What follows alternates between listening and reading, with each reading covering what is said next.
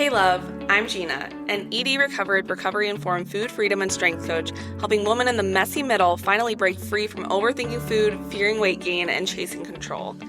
If you've ever felt too healed for treatment but nowhere near free, or stuck in that exhausting place where you want food freedom and your dream physique without spiraling back into old patterns, you are exactly who I'm here for. This is a space where we call out the lies diet culture never questioned, where healing and body goals get to coexist, and where strength, physical and emotional, becomes your way out of a session. I've lived both extremes: restriction, treatment, binging, rebuilding, and now I help women just like you stop the shame, trust their bodies again, and actually enjoy food, fitness, and their lives. So take a breath, you're safe here. And this is the Fit Without Obsession podcast, the place where your freedom starts.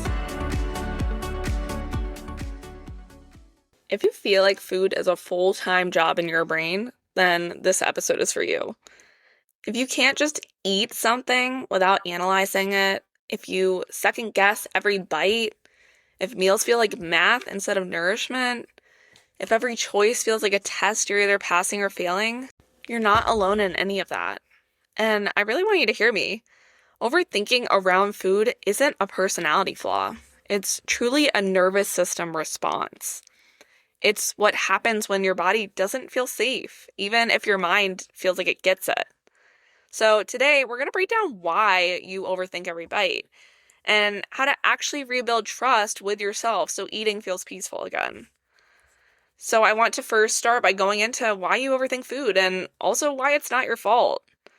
You overthink food because you spent years being taught not to trust yourself. You were taught to measure, to track, to restrict, compensate, negotiate, not to actually listen to your body. That conditioning does not just go away because you're healing. So examples of this, you could be struggling with clean eating rules or having fear foods. You might be following the concept of cheat days and be obsessed with macro counting or having carb avoidance. Also, overthinking food can come from labeling foods as good and bad, or hearing comments from your family about your food or the fitness culture. Could also be stuck comparing plates with your friends.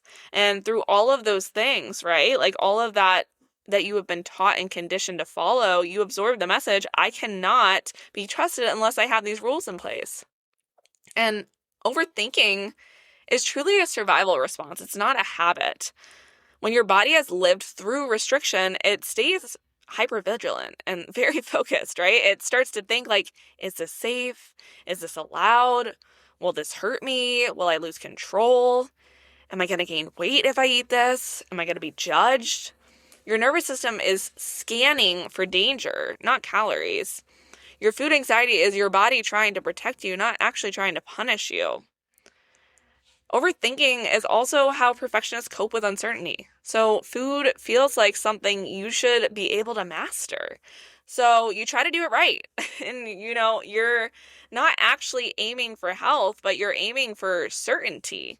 And the more uncertain you feel when trying to navigate food and figure out food, the louder that overthinking is going to become.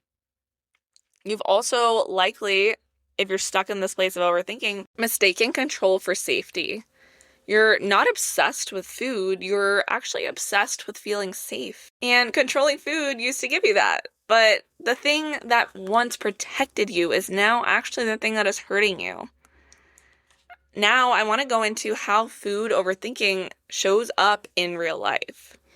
You know you're overthinking food when you analyze what you have left for the day before deciding what to eat. You scan menus days in advance. You mentally rehearse what you should order. You can't enjoy dessert because you're too busy thinking about it. You eat faster because you feel guilty. You eat slower because you're trying to stay in control. You judge your hunger. You judge your fullness. You replay meals in your head. You compare what you ate to others. You negotiate, if I eat this, I won't eat that. You're not crazy for struggling with all this, right? You are just conditioned, like I mentioned. And the good news, the exciting news is that this conditioning can be rewired. So now we're going to go into how you're going to stop this overthinking around food and really break it down step by step. So the first thing is you need to regulate before you eat. You cannot eat intuitively from a dysregulated body. I'm going to repeat that. You cannot eat intuitively from a dysregulated body. Therefore, if you want to be able to eat intuitively, you better regulate your body, girl. So before a meal, I want you to take time. It seems silly. I know we feel like we have 5 million things going on in the day and we're busy and we can't do this, but I promise you it's going to help you so much. So the first thing is to unclench your jaw. We hold so much tension there we don't even realize. You roll your shoulders back. Place your feet on the ground, take a deep breath, and feel your stomach soften. And I mentioned this even in previous podcast episodes because it's that important. It seems like such a small thing, but that small thing is something that most of us don't take the time to do. And when we do it, it's going to shift you out of survival mode so that you can actually hear your hunger cues. Now, the second step is to remove moral meaning from the choice when it comes to your food. Because half of your anxiety is not actually from the food. It's from the story that you attach to it. You probably tell yourself when you eat foods that you're a little anxious about or you feel like you're overthinking, like that this is bad or this is unhealthy. I shouldn't want this. This means I messed up. So we need to change that and reframe and replace these things with statements like, this is just food. I'm allowed to eat this. My worth is not tied to this bite.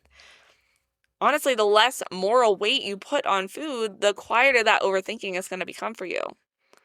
Now, step 3, and these are these are things that I've said before. Honestly, I feel like it's the hardest things to kind of implement, especially when we're in this place of struggling and overthinking. Like we feel like we don't want to do these things, but I'm going to say it again because it's that important. But eat enough consistently.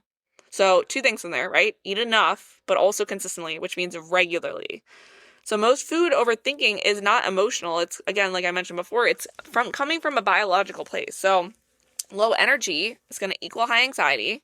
Undereating translates to overthinking. Skipping meals is going to lead to chaos later.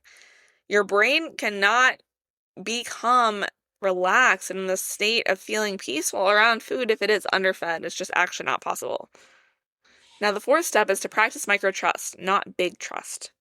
You don't rebuild trust by jumping into full freedom overnight. You don't. I know that we wish we could, but that is just too scary for our bodies and our minds. So you actually are going to rebuild that trust by doing it in tiny repetitions.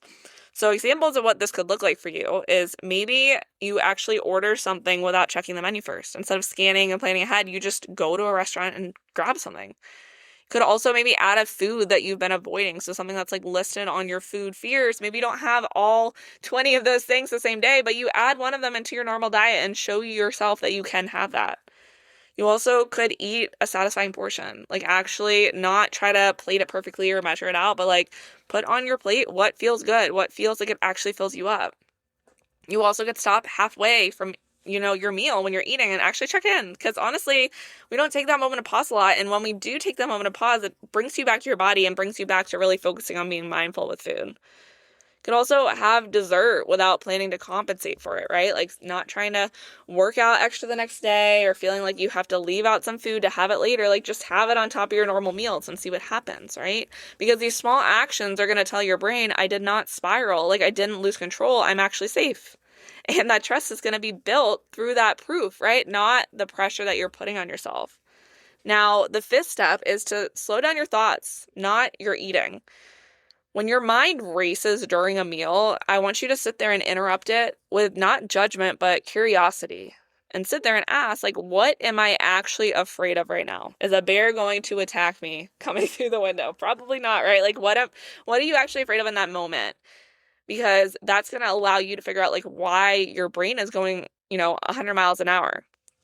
You could also ask, what story am I telling myself about this food?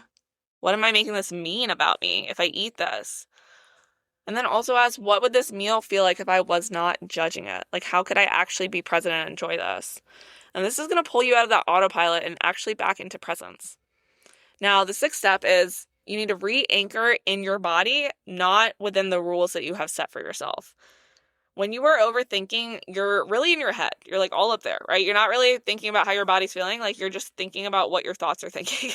So I want you to understand that like trust and like giving up of this overthinking, that's actually going to live in your body.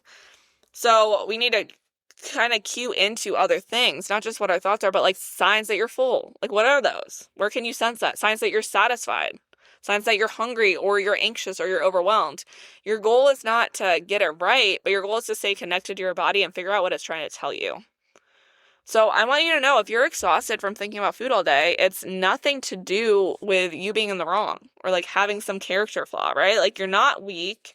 You're not dramatic for feeling this way. A lot of people feel this way. You're not out of control. You're just in this place of healing, right? And healing feels messy before it feels peaceful. So I want you to know that sometimes it gets worse before it gets better. And I know that that's hard to hear, but that should also give you some peace that if things are feeling even harder right now, that actually means you're on the cusp of like true healing, true feeling good around food. You deserve freedom. You deserve trust. You deserve meals that feel like nourishment and not math. If you want support rebuilding trust with your body and creating a relationship with food that actually feels safe, you can always DM me on Instagram. Tell me that this episode hit home. I'd love to hear it. I would love to hear where you're stuck at and be able to kind of help you along on this journey. And you can love your body and your life. I want you to know I'm rooting for you every single step of the way. Thank you so much for listening to the Fit Without Obsession podcast.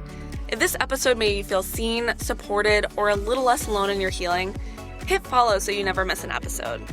And if it spoke to your heart, share it on your stories and tag me at @thefitbean_ so we can spread this message to more women in the messy middle. If you're ready for deeper support, whether it's healing your relationship with food, rebuilding trust with your body, or getting stronger without slipping back into obsession, you'll find all the ways to work with me linked in the show notes. I'd love to walk alongside you in this journey. And remember, you are not too much, you're not too broken, and you're not behind. You can want freedom and strength. You can heal and build your dream body. I'm rooting for you always. Talk soon.